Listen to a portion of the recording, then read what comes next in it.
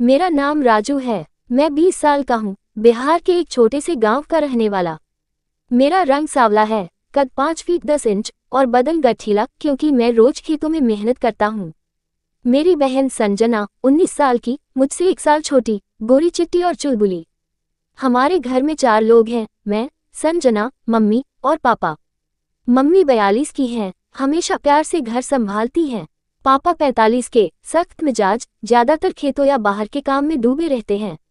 ये कहानी रक्षाबंधन की है, जब मेरे और संजना के बीच कुछ ऐसा हुआ कि मेरी जिंदगी बदल गई।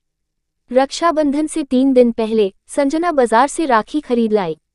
उसकी आंखों में शरारत थी, जो मुझे तब समझ नहीं आई। अगले दिन मम्मी पापा नानी के घर चले गए। जाते वक्त मम्मी बोली, राजू तुम मेरे कमरे में सो जाना। हमारे घर में 2 कमरे हैं, एक मम्मी पापा का, दूसरा संजना का। मैं बरामदे की खटिया पर सोता हूँ। उस रात मैं मम्मी के कमरे में लेटा था। बिस्तर मुलायम था, पर नींद नहीं आ रही थी। रात के 12:30 बजे, तभी मुझे कुछ आवाज सुनाई दी। आवाज संजना के कमरे से आ रही थी। मेरा दिल जोर जोर से धड़कने लगा। दीवार में एक छोटा सा छेद था, जिसे मैंने पहले कभी गौर से नहीं देखा था। मैं उठा और छेद में आंख लगाई। जो देखा, उसने मेरे पैरों तले जमीन खिसका दी। मैं चुपचाप बिस्तर पर लौट आया, पर रात भर नींद नहीं आई। सुबह मैं नहाकर तैयार हुआ। संजना ने खाना बनाया और खुद भी तैयार हो गई। उसने लाल टॉप और नीली स्कर्ट पहनी थी, जिसमें वो और भी खूबसूरत लग रही थी। रक्षाबंधन का दिन था। संजना ने मेरी कलाई पर राखी बांधी, तिलक लगाया और मिठाई खिलाई। मैंने उसे 1000 रुपये गिफ्ट दिए। फिर मैंने कहा, संजना मुझे एक और गिफ्ट चाहिए। वो हंसकर बोली, क्या भैया, अभी बताओ, मैं बाजार से ले आऊंगी। मैंने टालते हुए कहा, शाम को बताता हूँ। वो जिद करने लगी, पर मैंने बात टाल दी। हमने खाना खाया और दोपहर को सो गए। शाम को मैंने कहा, चल तेरे कमरे में टीवी देखते हैं। संजना का कमरा छोटा था, लेकिन उसका बिस्तर नर्म और रंगीन चादरों से सजा था। हम टीवी देखने लगे। टीवी पर कोई पुरानी फिल्म चल रही थी, लेकिन मेरा ध्यान कहीं और था। मैंने कहा, संजना, वो गिफ्ट क्या तू मुझे अपनी घड़ी देगी गिफ्ट में? वो चौंक गई। क्या मतलब भैया? मैंने रुकते हुए कहा, हाँ, कल रात मैंने तुझे देखा। वो घड़ी जो तू मुझसे छुपाकर पहने हुए थी। वो चुप रही, फिर धीरे से बोली, भैया वो घड़ी मेरी है।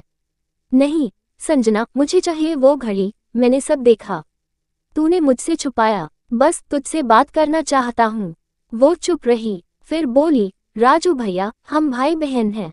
राखी का बंधन याद है? मैंने कहा, मैं राखी का बंधन नहीं भूला, पर जो मैंने देखा। कमरे में सन्नाटा छा गया। टीवी की आवाज गूंज रही थी, पर हम दोनों चुप थे। तभी संजना ने कहा, भैया, जो घड़ी मांगा है अपने, वो मेरी कमजोरी है। तू मेरा भाई है, मेरा रक्षक। उसकी बातों ने मुझे झकझोर दिया। मैंने कहा, तू सही है संजना, मैंने गलत सोचा, माफ कर दे। उसने मेरी तरफ देखा, आंखों में प्यार और डर दोनों थे।